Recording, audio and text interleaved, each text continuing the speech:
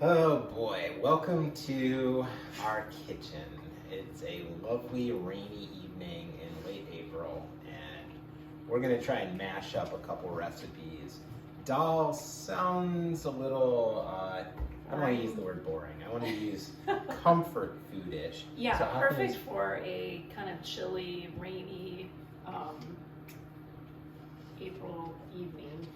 But what we're doing is there's a lentil dal recipe that we haven't tried yet. And then there is a braised coconut, spinach, etc. recipe from a good friend of ours that we have tried and really liked. And we're basically trying to mash them up. And I'm really raising an eyebrow here and doing this because someone who's Captain Recipe is all like, I don't need to write it down. And I'm just like, are you kidding me? I will not get the liquid ratio right or the spices. He's the one that never follows the recipes, and you know, I'm like, well, let's just try this. We'll put them together, sort of. And he's freaking out now, like, what the hell? Gotta keep it interesting. Gotta keep it Friday. Okay, so, and can I give a piece of advice, please? No offense to people that write recipes, but you guys really suck, okay? Everything that's important about cooking is method, and so, I know, roll your eyes, it's okay. So, it's really important the order in which you add ingredients to a recipe.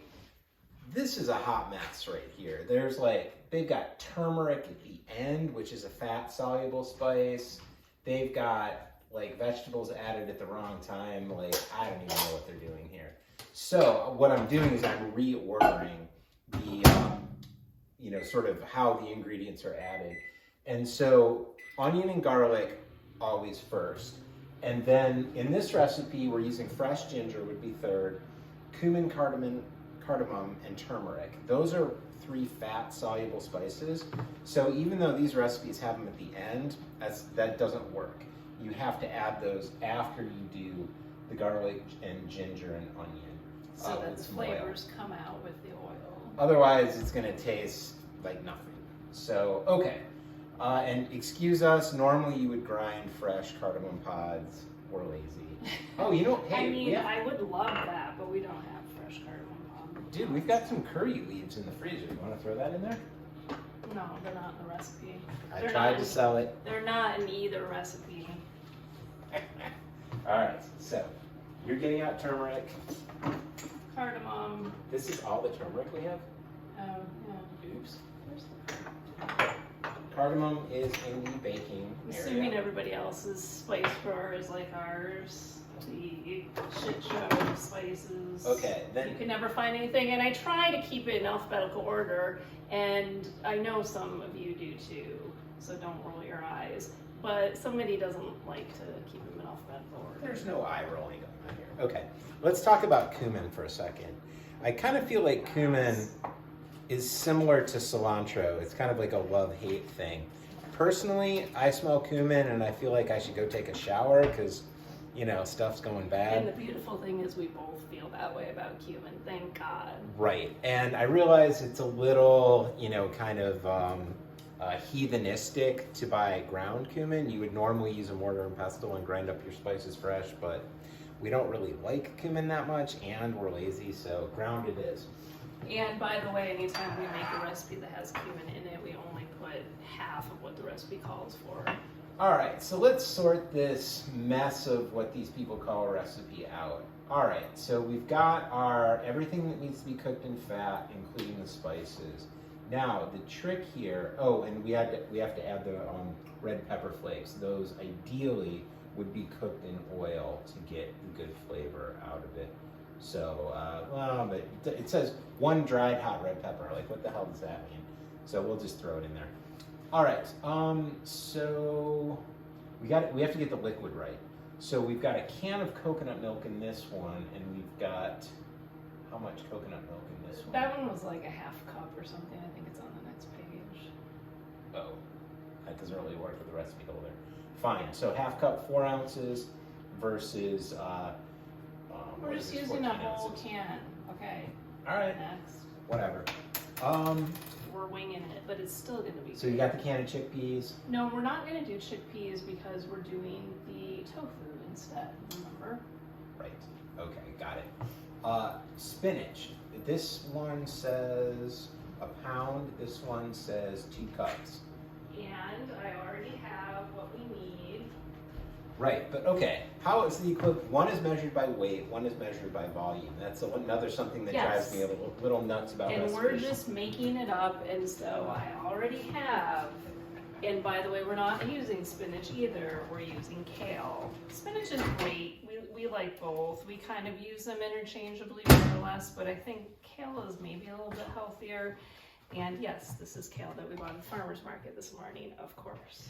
And for those of you that have cooked with spinach, you know, obviously it cooks down super fast, but then it tends to get really overcooked.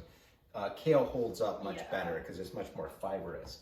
So when you eat it 2 days later, it's much more enjoyable, in my opinion.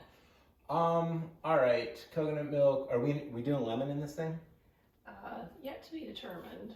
Zest and juice? Okay, to be determined. We'll see. You One heard- recipe has it, one recipe doesn't. You heard it. All right, we're doing cilantro. So we'll do the greens and the cilantro at the end. All right, so let's start cooking, man. So this is when I give Bill the task of cutting up the onion and garlic. All right. Because Oops. he went to the Culinary Institute and was a professional chef. So he knows how to cut onions better than I do. Okay, we got this on video, right? Because I got to tell you, you've been married a long time, and that's not something I hear all that often. All right, I so always let you cut the onions. it's true, I do like cutting the onion. All right, hey, so we make our own vegetable stock, and so like onion tops and roots and things like that, we save those for stock. But we're coming into summer, so do we want to keep throwing scraps into the Ziploc bag in the freezer, or are we done with that? The onions we have a lot of stuff in there. Like we end up accumulating things like the stalks from the kale, and we just bought some carrots that have the tops on them that we threw in there. So we end up accumulating a lot of that stuff more. And you do always want to have things like onion. What else do we put in there? I put spinach stems, I put cabbage cores, carrots, obviously. Really, if it's something that wouldn't be offensive. Mushrooms. If we're not going to use the stalks or the stems of the mushrooms, we definitely will throw those in there. Right. Okay. Now, let me give you a little tip. You can tell if somebody's an amateur cook if when they cut an onion in half and peel it, if they cut the root off. Do not cut the root off, and here's why. You'll go around in a circular pattern and we'll cut slices into the onion half, having the tip of the knife just come to the root. It takes a little bit of practice, but you can get really good at it. And this is why Christy's such a good sport and lets me cut onions, because I really enjoy it. I assume this is just diced onion too, right? Yeah, I think so. Okay. So, you know, my onion is looking like one of those things from, where's that place? Outback Steakhouse right now. I hate that I know that. But we don't eat there. with it like that, then when you run the knife through like this, you get a nice dice. And because the root is still intact, it's not falling apart. So, and remember, use your knuckles, right? None of this, cutting your thumb off. None of this, cutting your fingers off. You want your knife to go right on your fingers like that. No bleeding in our kitchen. So, what was the reason behind making this video today? Well, thanks for asking. So, we always kind of joke about, you know, everybody's on YouTube, everybody's making their videos, and, you know, what could we do to get famous? Jokingly, of course, we don't really care about getting famous. We really don't. But just recently, we watched 2 different couples do little, like, Facebook Live or YouTube cooking show type things. One of them was live, one of them was just on YouTube. And we were like, oh my God, these aren't good. Ours would be way better than this. So we're like, fine, we're doing it. The next time that we make something for dinner, we are making a video of ourselves doing it. Okay, but here's why. Here's the information I used to back up that statement. So the thing about cooking is, like I said, it's all about method and technique, right? So, you know, you can have a list of ingredients, but if you don't cook them in the right order, you're not going to get the flavor from the food that you want, or the texture from the food that you want. And here's another pro tip for you. This drove me crazy about a thing we were watching. Cutting edge of knife, scraping the cutting board back of the knife. So if I'm moving onions around on my cutting board, do not use the sharp edge unless you like sharpening your knife every week. And you probably saw me stealing my knife before I started cutting this onion. That does not sharpen the knife. What it does is it maintains the edge of the knife. So if you're not a fan of sharpening your knife every week, the steel will keep it sharp. It'll remove the burrs from the knife and keep everything good. Because the most dangerous thing you have in your kitchen is a dull knife. By the way, we have a cleaning crew coming in after us, right? Because we always have that in the kitchen, so. That's me. I actually like to clean as I go because I'm not a fan of having an hour's worth of cleaning up when I'm done cooking. So I really like to clean as I go. This one, not so much. Right, okay, now we're gonna talk about garlic.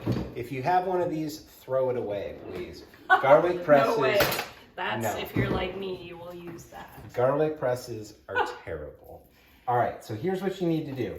This is 4 cloves of garlic, right? Cut the roots off the garlic. And then you're gonna peel the garlic. Sometimes the garlic peels super easy. Sometimes it's a pain in the ass. In either scenario, we're gonna get these peels off. So these guys are gonna be kind of difficult. No, actually they were pretty nice. So, but you see this little green nub growing out of the garlic? You do not want that in your food. So cut your garlic in half. And then this one is great because I can just grab it by the end. Oh, no, I can't. So I take the tip of the knife and pull that core out of the garlic. Get rid of that thing. You don't want it. Same thing on the other side. And by the way, I would just like to add that the people that we watch doing these other videos, one of them is like a professional chef, right? And then the other ones were, the cooking part is not their forte necessarily, but they do have like kind of a social media presence and stuff. I don't know why they weren't good, but... Well, okay, my thing about cooking videos is I want to walk away from watching a video learning something I didn't know before. Yes, that's what we talked about. Exactly. Get rid of that. Like, we just watched them talk to each other and like say stupid stuff while they were cooking, and not even talking about what they were cooking, and they didn't have it ready, and it wasn't like they didn't show how they cut the onion or anything like that. We both like to learn things, and so we were like, no, we could do this better where people actually learn things. Right. And you're going to hear a term thrown around by us a lot called mise en place. And so... By you. By us. No, you are the one that uses that, okay. Not me. Pro tip. Don't listen to her, listen to me. Anyway, I'm kidding. She's an amazing cook. All right. So the thing with mise en place, and this is a pet peeve of mine in which we lovingly disagree. I'm not comfortable firing the pan or starting to get anything cooking until my onions, garlic, and ginger are ready to go. Because what's going to happen is, using proper method and technique, when your onions are, if you're going for a caramelized onion, that's one thing. If you're just, going for like a sweated onion or a, sort of a blonde saute onion, you want to have that garlic ready to go in the pan as soon as you see the onion ready. See this? No cutting thumbs, no cutting fingers. Well, they can't really see because your hand's in the way. Oh, sorry. Here. Is this better? See, what did I do without her? And, not looking is kind of next level, so we'll get you there. All right, so can you hand me some ginger, please? I would love to. All right. And now this is my personal opinion. whatever a recipe tends to tell me for fresh ginger, I usually double it. Only because I love ginger. Yeah, it's good stuff. All right, so how much, am I using all this? Oh, God, no, not that much. So the one recipe calls for a tablespoon of ginger. Tablespoon. And I don't know why it has a teaspoon of ground ginger. No, a tablespoon. Dude, this one has 2 tablespoons. We have fresh ginger. We will not be using ground. 2 tablespoons. 2 tablespoons. That sounds like all the garlic. Excuse me, all the garlic. All the ginger that we have. Yeah, So? I do think so. All right. Now, I know you've probably heard out there that there are people who do not peel their ginger. You don't have to. I can't get behind that. I personally can't either, but you don't have to. It's kind of like do you peel your potatoes when you're making mashed potatoes? Or do you peel your apples when you're making applesauce? I mean, technically, it's not going to kill you, and I find it a little lazy to not peel it, and it just affects the presentation. So if you want to roll that way, you know what, go for it. But personally, I peel my ginger. Oh, good. Can I use this knife? So please do. He has lots of professional knives and whatnot, and yet for some reason he always ends up using my knife. You are absolutely right. So we fight over the knife all the time. Why am I using that civilian knife? We have to take turns doing stuff because we have to share the knife. So at the Culinary Institute of America, if you can see my name etched into this knife, it's because there's a lot of jerks that'll steal your knife. This knife, I know for a fact, I acquired in 1987 before I went to the Culinary Institute, and I still have it. I'm very proud of this knife, and it's like an extension of my hand, which I hope all of you develop a relationship with your knives as fulfilling as mine. So anyway, we started talking a little bit at the beginning about, what exactly we're making, and it's sort of a lentil dal-ish type recipe. Dal, of course, being that it has lentils in it. We're using red lentils for this one, and this is something that we would eat fairly regularly. This is the kind of food that we usually eat. We aside from him wanting his veggie burgers, I really try Don't to be eat judged. very healthy, whole foods. So honestly, today, we are going to put some tofu in this, but nothing else really comes out of a package except for the coconut milk. Yes, obligatory cute dog. She is in the video. All right, peeled ginger. So lots of healthy whole foods, things that are good for your brain, good for your body. Protein, fat, we have coconut oil that we're using. Important for, especially if you're eating a vegan diet, to get healthy fats. Wait, are we supposed to tell them this is vegan? I thought we were kind of springing it on them because I'm telling you, the most cutting edge you can possibly be as a chef is to take vegan food and make it taste awesome.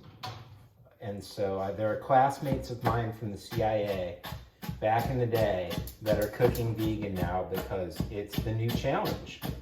I mean, anybody can make a steak with, heavy cream taste good. Try and make vegan food taste good. And I mean, honestly, there's, everybody has different things that they like, but the more spices and things like ginger and garlic and onions that you use tastes awesome. So, and we just really like cooking, like ethnic foods, Indian, Thai, Mexican, I don't know, all kinds of stuff. So all of the above. All right, Yeah. You ready to fire this stuff? okay, I have the I have the pan on, and I'm heating up the coconut oil. Is my onion going to sizzle when it hits that pan? Cheat. Put one piece of onion in, see if it sizzles. It does not. Not yet.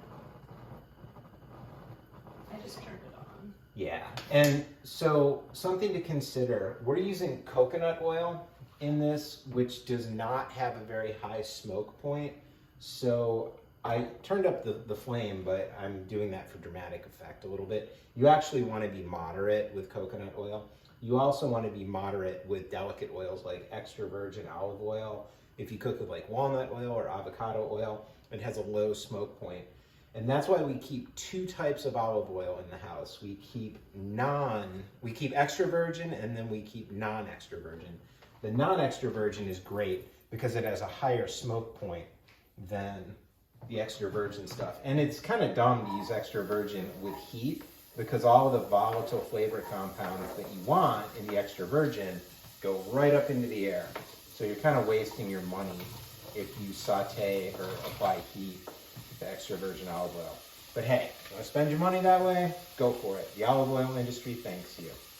So I know you can only see a little bit of the dog because she's laying down, but you will note where she is laying right in front of the sink. This is her favorite spot when we cook, to be right in the way. So we're constantly having to walk around her and try to get over her to use the sink. All right. And of course she does that on purpose. Labrador Retrievers, 20,000 years of selective breeding. I mean, seriously, can we resist? Well, there's a nice cushy mat right there, and that's what she likes to lay on. And one of our friends did say, well, just get her another mat, but we're too cheap to do that. All right. So instead, we just walk around her. So you're seeing all of my vegetable scraps are going into our compost bin. Oh, you didn't save any for the stock bag? No, we talked about that. Oh, I thought you were going to save the onions still. Don't worry. It's fine. Whatever.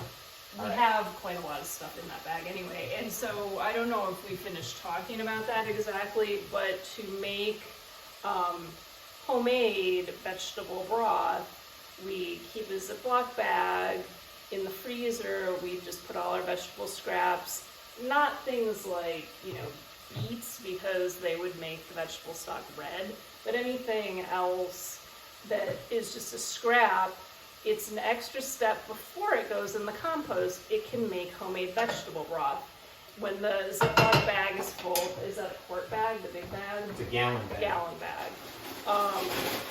When it's full, we stick it in a big pot, fill it up with water, bring it to a boil, simmer it for an hour, and there's our homemade vegetable broth to use for whatever. And then we take those wasted scraps and then we compost them. All right. So, given this is a doll, we're not going to caramelize the onions. We're just going to take them to be translucent. And as soon as they're translucent, we'll hit it with the garlic. We won't actually brown the garlic. We'll take it just before the garlic browns. We'll add the ginger. We'll add the spices. Do you have the crushed red pepper out? No. Okay. Grab that. Those are all the fat-soluble elements. So this is where I get a little crazy. I start thinking some cinnamon would be great in this. No, let's just stick Coriander. Yeah, but we're going to stick to the recipe, I know, because I go crazy. stick to the recipes that we are mashing together. Correct. All right. So, you've got this under control. You want a beverage? Well, I had some tea I was drinking. No, I mean a beverage. I would like to finish my tea. This is Tulsi ginger lemon tea, I think. I just bought it at the Zero Waste store today. I feel like I'm starting to sound like a Portlandia skit. Arborlandia. But yes, I was very excited to shop at the Be Joyful store, I think it's called. New Zero Waste store today, and one of the things that I bought was some Tulsi ginger lemon tea. Yes, exactly. All right. Pro tip, never skimp on your beer. This is a Bell's Double New England IPA that I've actually never seen distributed before. Yeah, see, that's legit. Stop promoting bells. Are they paying us for this? Not yet. Think Send strategically. Send it to... Larry? Yeah. All right. Who spilled garlic on the dog? Yeah, I know. You did. Oh, I'm sorry, Julie. All right. So what should I be doing here, Gov? I mean, I think we have everything else already. Is the kale washed? Oh, it's washed, but it just needs to be kind of Okay. chiffonaded or julienne. Oh yeah, let me show you a good kale chiffonade. Also, let me point out, my amazing wife has a great garden. These are cherry tomatoes from her garden that every end of summer, early fall, she freezes, preps, freezes, and then we have fresh tomatoes from her, well, frozen tomatoes from her garden all winter, all winter long. Yeah, and those are the last bag. All right, excuse me. All right, I'm going to completely admit this is going to be fun. So, the trick with kale, basil, you know, anything like that is, remember Wonder Bread, how you could like smash Wonder Bread into a ball? And then, I mean, you could eat it if you want, or you could like throw it at your friend at lunch in elementary school. So, smush your kale up into a ball like this. Then, and remember, this is the position you want your hand. Your thumb is a pusher, and this is what prevents you from getting cut. So with this compacted ball of kale, watch what we're gonna do. You take the knife. They can't see your hands in the way. Oh, they can't? Oh, here we go. All right, we're going to, tell me if you can see this. That's better. Okay, Yes. so we're gonna take the knife and we're going, first of all, don't hold your knife like this, okay? Choke up on your knife. So your finger is actually on the side of the blade and your thumb is on the blade too. If you're back here, you're not gonna have control. If you're choked up on the knife, you are gonna have control. And we're gonna use the ball of the blade and we're gonna pivot on the ball like that, okay? So we're not gonna do this, we're not gonna do that, we're gonna do this. And the end result is we get a really fine, nice chiffonade of this kale. And put a towel under your cutting board and it won't Okay, we rotate with don't the young ones. exactly need a chiffonade for this, though. Oh, we're He just chiffonade. wanted to show off. He told me By the way, you notice that he's doing most of the prep work here. This is common if we're Look at cooking that. together, I guess. Like, I let you do all the shit jobs that I don't want to do. You call them shit, I call them fun. All right, and then But- after a chiffonade, I just do like a couple cuts to break the strands up. But in one pass, you should have a nice pile of kale like that.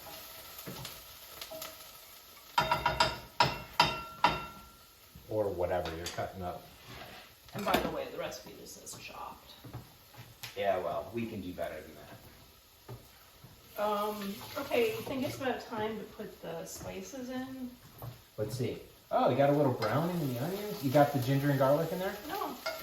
Dude, you're killing me here. Get that shit in there. Actually, I'll get it in there. All right, garlic first, because the garlic needs an environment with no water, just oil, in order to cook properly. The ginger actually has more water content in it than you think. So, when you add the ginger, it's going to stop any browning that's going on in the pan, which is good. And same thing is true if you're like adding mushrooms or you're adding, you know, any other vegetable that has a decent water content to it, browning stops. I never thought about that for ginger, though. That's... Yeah, it's super handy. That way you can I time learned something new just now. you can time your onion and garlic cooking exactly by arresting the browning when you add another vegetable. So we'll give that just a minute.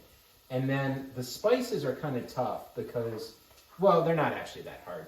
But what happens is, you know, your cumin, your turmeric are going to get dark. So you don't know if you're burning them or if they're done or not. So that's one where you just give it a minute or two in the oil. And just make sure you don't have your flame up too high. Yeah, exactly. You're gonna burn it. Thank you for bringing that up. So our stove, this is the more powerful burner. on this Viking range, and it's in the like 12 o'clock, 6 o'clock position, which is exactly medium. So it's tempting to cook things faster by having the flame up higher. Don't do it. When it comes to onions, garlic, and ginger too, but really onions and garlic, be patient. Patience is the key. He's looking at me when he says that because I get impatient sometimes when I'm cooking, and I do turn the heat up more than he would. There's a reason. My food still turns out perfectly fine, by the way, but I get what he's saying. I just don't have as much patience all the time as he does. Yeah, there's a reason why if you're in a professional kitchen, the prep cooks are coming in at 7 a.m. for dinner service, basically, and they're going to be, you know, making sauces with like caramelizing onions, doing things that take hours of prep work, and then you should really appreciate and tip well in your restaurant because it's a lot of work that goes into the food that you eat. All right, so the ginger cooks pretty fast, so why don't you go ahead and start adding the spices. First, let me smell it. Love the smell of ginger and garlic and onions. Yeah, it's gonna get better when you get that cardamom in there. And slightly worse when you get that cumin in there. A quarter teaspoon of cardamom? No. I'm putting like a teaspoon in. So if we were legitimately doing this, we would be pulling out fresh cardamom pods, grinding them with a mortar and pestle, and putting them in there. We're not. So up your dried spices if they're a little older or not as fragrant as they were when you first got them. Yeah, so again, the spices that we're using, cardamom, still a half a teaspoon of cumin since we're not the biggest fans. And I do want to mess around with, you know, when you buy cumin, you can buy the whole seeds or you can buy the ground. I do think we should mess around a little bit and use whole cumin seeds as opposed to ground cumin. I think that's going to give us a mellower flavor. We'll still need to saute them in oil. You're not going to get the flavors unless you saturate it with the fat. But I think that might actually be a more enjoyable flavor for us. You want me to put the... yeah, just give it a shake. And that's not the danger. Crushed red pepper. How's it looking? Smells good. So that's actually looking a little dry. Yeah. Since we've got the spices, watch your head. Since we've got the spices in there, we're just gonna hit it with a little bit of additional oil. Just to get that flavor out. Don't be afraid of oil. Don't be afraid of salt. Well, don't be afraid of good oil. Olive oil. Right. Coconut oil, and I know some people are like, oh, but it's saturated fat. That's actually okay. Like, you're not eating everything with coconut oil, and your body, like I said earlier, needs some fat. So coconut oil is fine. Agreed. So just don't use canola oil or whatever. Or palm or whatever. Okay. Now what you guys aren't seeing is some of the spices are sticking to the bottom of the pan. That's okay. That's what's referred to in French cooking as a fond, F-O-N-D, which is a good thing. And what you do with the fond is you hit it with liquid, and the liquid hitting the hot pan is going to release and break free all that good brownness on the bottom of the pan. It's going to taste awesome. All right, so what's our liquid here? We added the tomatoes? So this is where we're just kind of winging it and seeing how it's going to end up, because the one recipe just has coconut milk in it. The other recipe has broth in it, vegetable broth, and a little bit of coconut milk. We love the coconut milk, so we kind of want to use a little bit more. And then the one recipe used sun-dried tomatoes. Liquid. Okay, fine. What? It's ready. What are we using? Well, Tomatoes? Tomatoes. All right. As much as I would want to add these at the end because they're really pretty, we're just going to put them in now. And that's going to lift all that goodness right off the bottom of the pan. And the coconut milk? Yeah, sure. Get it all in there. And stock, lentils. Now lentils, yeah, look at that. Comes right off the bottom. Oh, that's good stuff. Ooh. So with lentils, it's not going to matter But if there were rice in this dish, if you add rice before you add the liquid, it's going to coat the rice with oil, which means the rice won't stick. It won't stick to the grains. What do you mean the rice won't stick to the grains? So if let's just hypothetically say we were using rice instead of lentils. If you saute the rice in oil, your rice will not stick together. If you just add rice to the liquid, you're going to get a little bit more of a sticky rice. Although really, in something like this, it's not going to be that big of a deal. But I was tempted to saute the lentils in oil, but you really don't need to because they're just not sticky. So, yeah, the one recipe calls for 2 cups of red lentils and the other one is like half a cup. And we only have 1 cup, so I'm kind of inclined not to use the vegetable broth and just put the cup of lentils in. Okay, do it, and here's what we're going to do. How long does it take to cook the lentils? I don't know, like 15 minutes. Okay, so we're going to watch how thick. We're going to put in 1 cup of lentils. We're going to watch the viscosity or the thickness of this. And if we need to add more liquid, we will.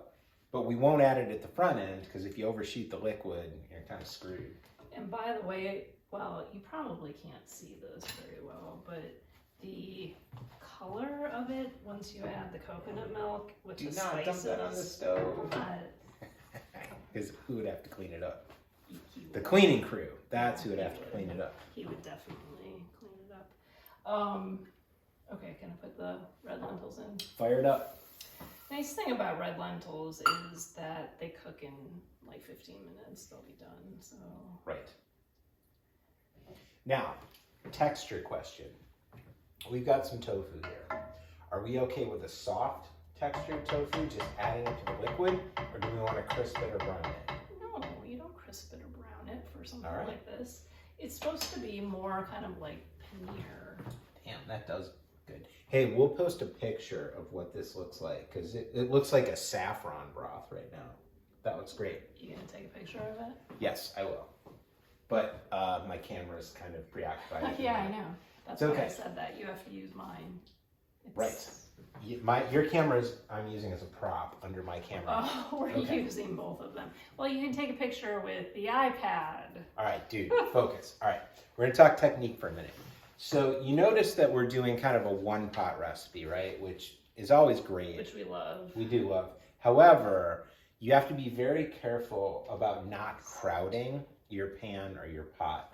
So given the order that we did with onion, garlic, ginger, spices with oil, and then adding the liquid, that's great, except now we have tofu that's, kind of a soft texture. It wouldn't have worked to just add tofu to a pan and try to brown it. You would have to brown it first, but that pan is not big enough to brown, half a block of tofu, much less an entire block of tofu. So don't be afraid to have a second saute pan nearby that you can use for browning whatever item is going in later in the cooking order. And you can deglaze that pan with a little bit of vegetable stock, a little bit of wine. You can even use some of the liquid that's cooking in the pot. But you just have to be realistic if you're thinking you want a brown or a crispy texture out of one of your ingredients. And in the order of adding the ingredients, it's not practical for that to happen. So we're gonna go with soft tofu, but if you wanna go with crispy, that would not be hard to achieve. And we are bringing it up to a boil. Yes.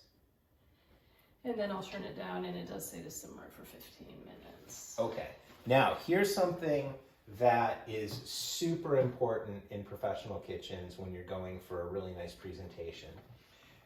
Some people, I don't know, no names or anything, there are people out there in the world that will overly aggressively boil their food. You have to be careful about the boil that you set. A lot of times, simmer is a more accurate term than boil, because with the lentils, you don't want them to break apart and turn into mush. If they turn into mush, nobody's happy. So you just want a gentle bubbling in the center, not just at the edges. Same thing is true with pasta.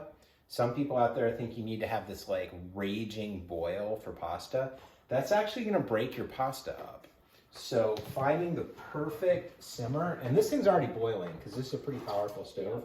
So let's turn it down to a gentle simmer.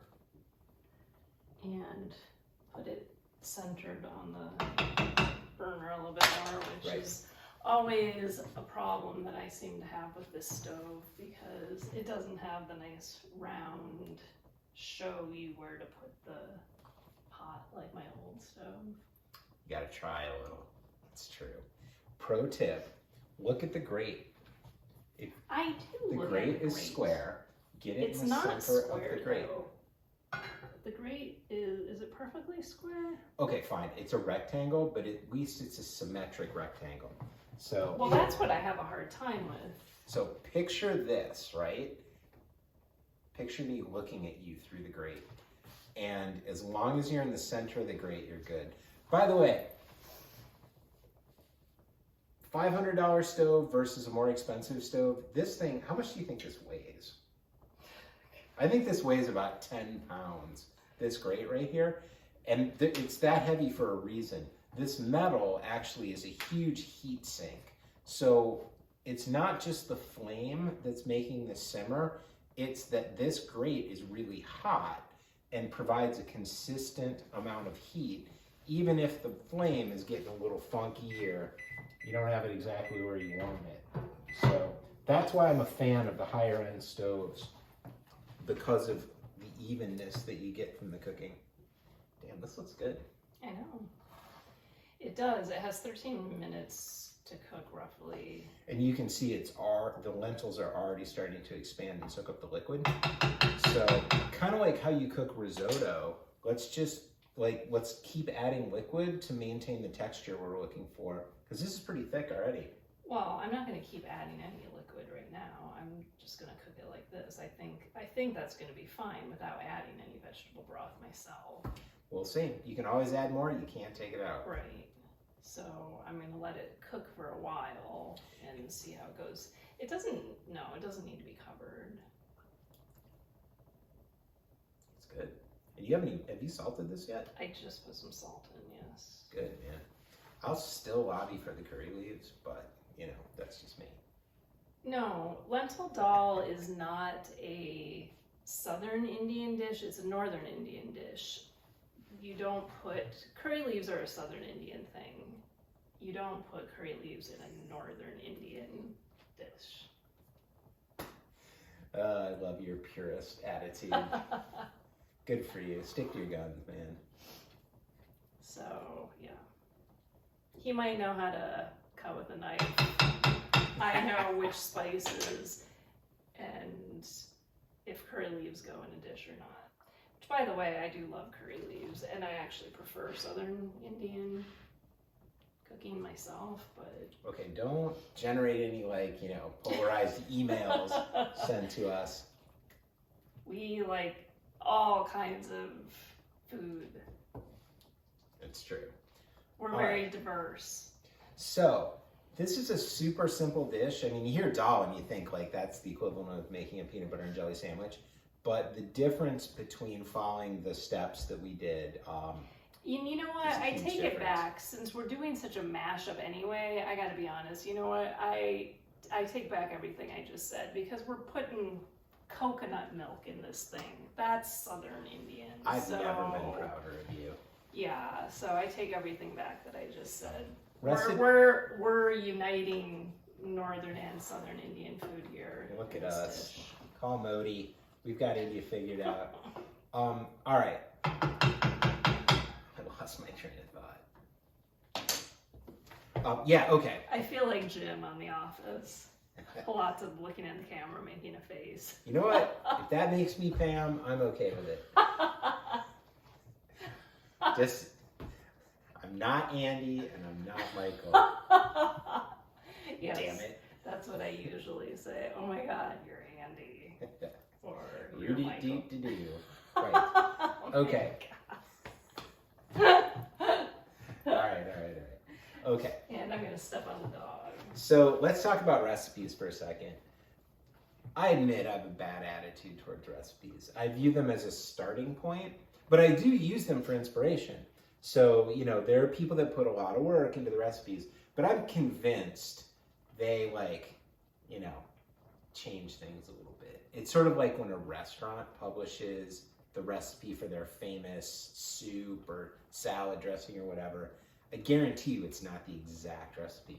And this is from someone who's worked in a lot of professional kitchens, knows these recipes, sees them published and be like, that's not the recipe. Yeah. And I don't blame them. I mean, that's their intellectual property. So this is our intellectual property too, because we're combining two recipes, making up our own. So. Yeah, so I mean, recipes are great for giving you kind of like a framework, but between the order of the ingredients that you cook and then thinking about, you know, is this really the best we could do, or could we make it more interesting?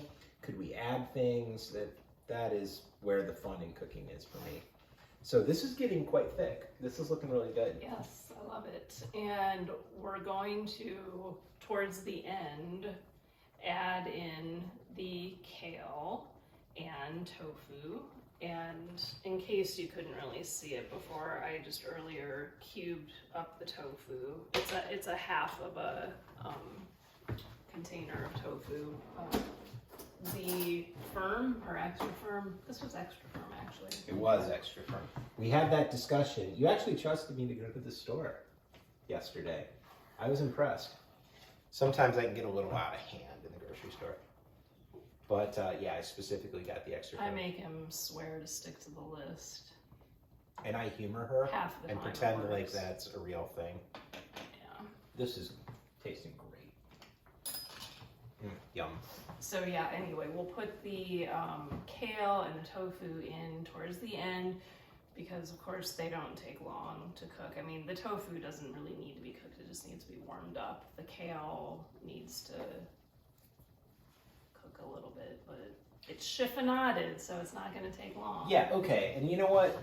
Kale is more fibrous than spinach, but you do not need to cook this in the liquid for more than 30 seconds to a minute. The recipes will tell you to like cook the kale for something stupid like 10 minutes, which basically turns a fresh green into mush. Well, but if you have bigger leaves, like if it's just chopped, it's going to need to cook a little bit longer. You know, it's a leafy green. It wilts so fast. Like if you've ever wilted spinach in like a hot pan with olive oil, you know that takes like 5 seconds and it's ready to go. Sometimes with spinach, what I'll actually do is kill the heat and add the spinach with the flame off as like a finish because it takes no time for it to cook. And it grosses me out a little bit if it's overcooked spinach. It's a little slimy. So I know I'm kind of a stickler about it, but personally I like to be very, very conservative and short when it comes to finishing something with a green. What else would you like to talk about? We still have about 5 minutes or so to have this cook. We didn't quite time it right. This is just our dry run, as I called it earlier. Well, for example, where did you get that kale? Well, I already mentioned I got that kale at the farmer's market this morning.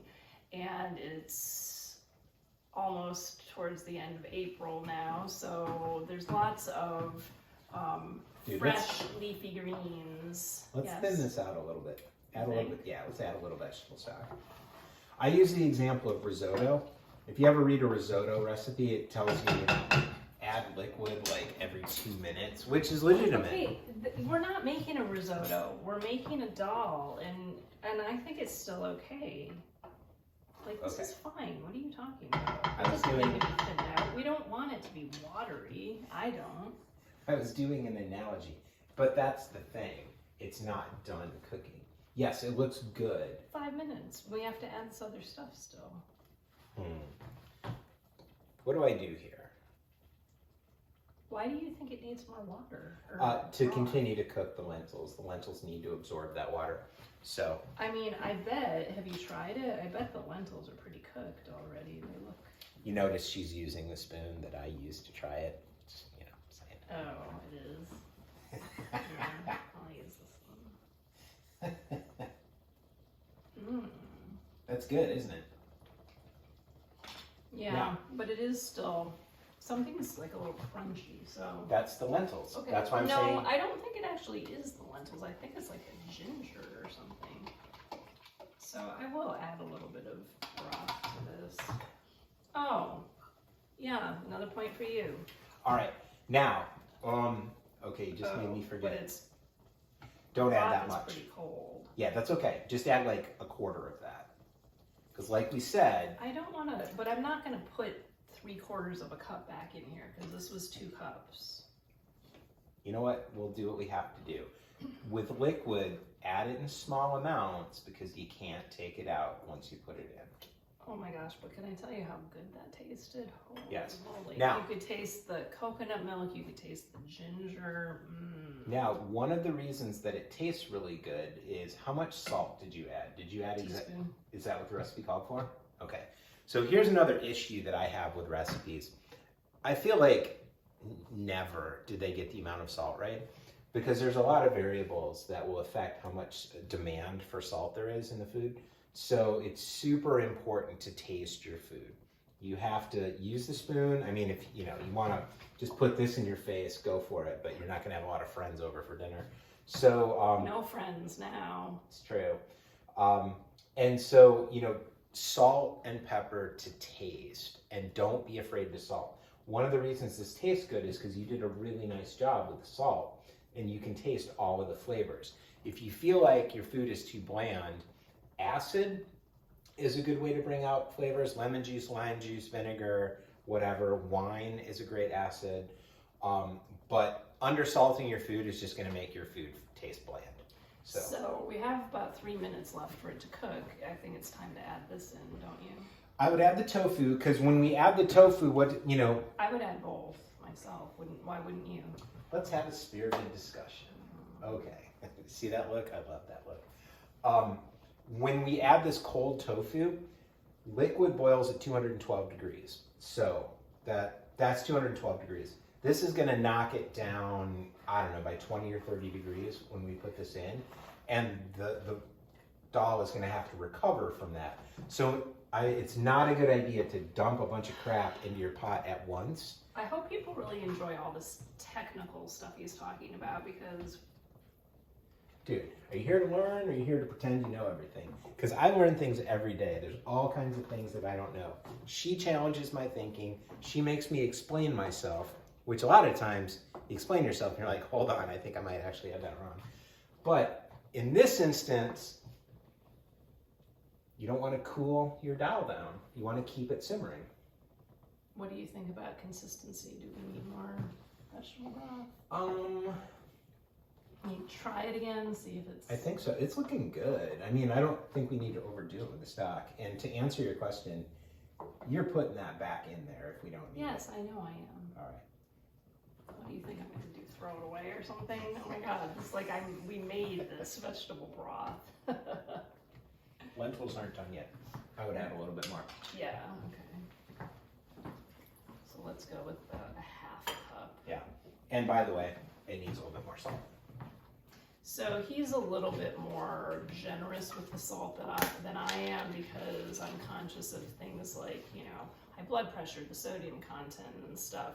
So he says, yes, don't be afraid to salt. And I mean, yeah, don't be afraid to salt, but don't overdo it. That is very true. Now, you will never see a professional chef use a salt shaker, okay? Because if you ever done like the ketchup bottle where you pour it out and you've got like a plate full of ketchup because you're shaking it like that. So what you need to do is use your fingers. Don't be afraid to use your hands. So I'm not even going to measure this. I'm just going to control the salt that goes in using my fingers.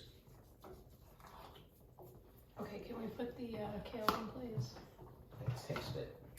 Well, what difference does it make? We're putting the kale in. I just salted the food. I need to find out if I use the correct amount. See, this is where I'm like, okay, patience is wearing thin. Okay. Time to wrap this up. If I end up in a ditch someday, call the police and tip them off, please. Time to wrap this up. Yeah, see, that's spot on. That is good. 55 minutes. We got 5 minutes left for You know our what? hour-long show. The food is done when it's done cooking. Oops. Yeah. This is what I ought to do.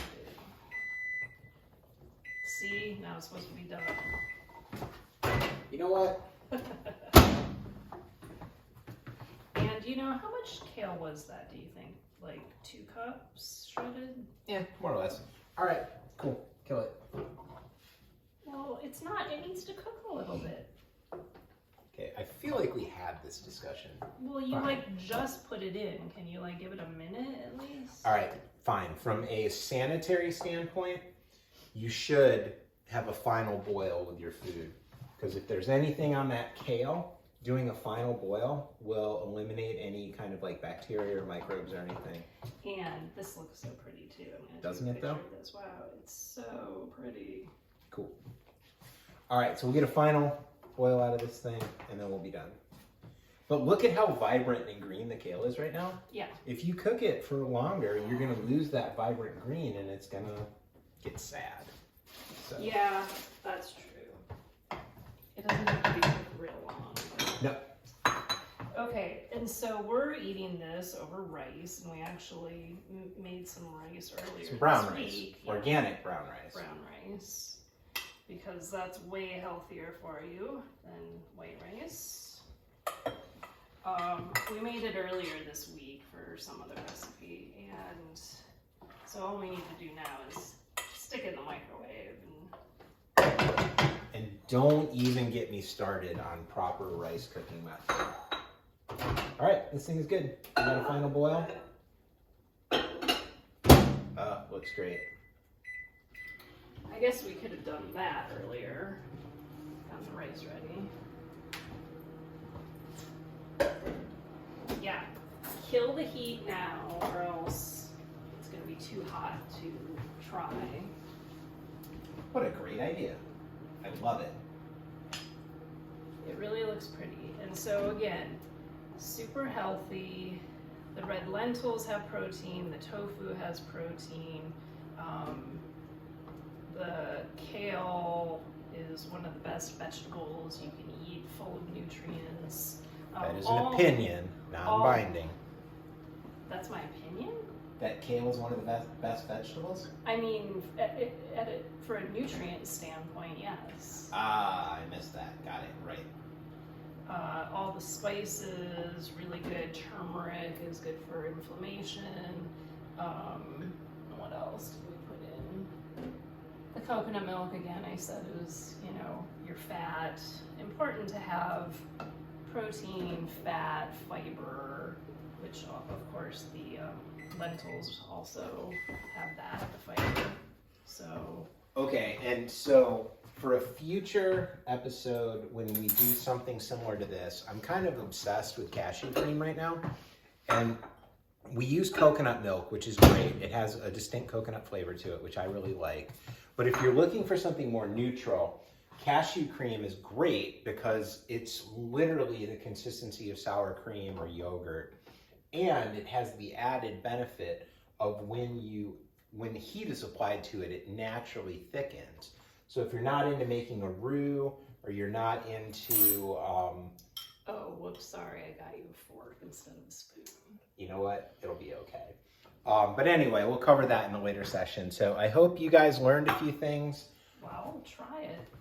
Oh, I guess we should probably try it. Show it to them. Show them how pretty it looks. It does also look pretty. looks really pretty because the diced cherry tomatoes from my garden that are in here, I don't know if you probably can't see them, but like they have these little red flecks, and so it's super pretty. All right, what's the verdict? I don't know, it's too hot for me. You eat it. Yeah, I'll go in harm's way, no problem.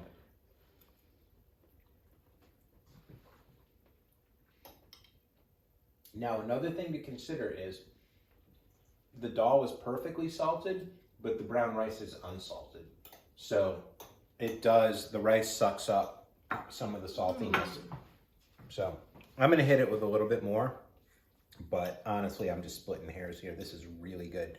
Also, I think we could have been more liberal with the crushed red pepper, the cardamom, and the cumin, it doesn't really come through.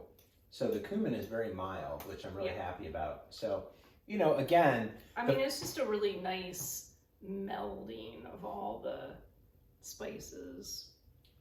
So, and remember, nothing is overpowering. Right. It's more, on the mellow side. The first couple times you make a dish doesn't really count because you go through this refinement process. Question: would something like potatoes or sweet potatoes be good in this? I mean, yeah, you could.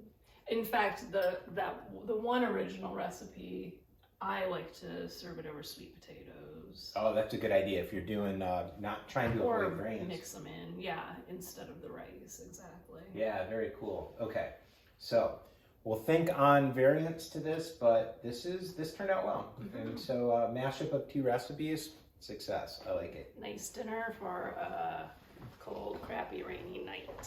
All and right. a one-pot meal, easy to clean up. As you can see, there's not too much left to do. So. All right, now wake the dog up and let's go eat dinner. All right, thanks everyone.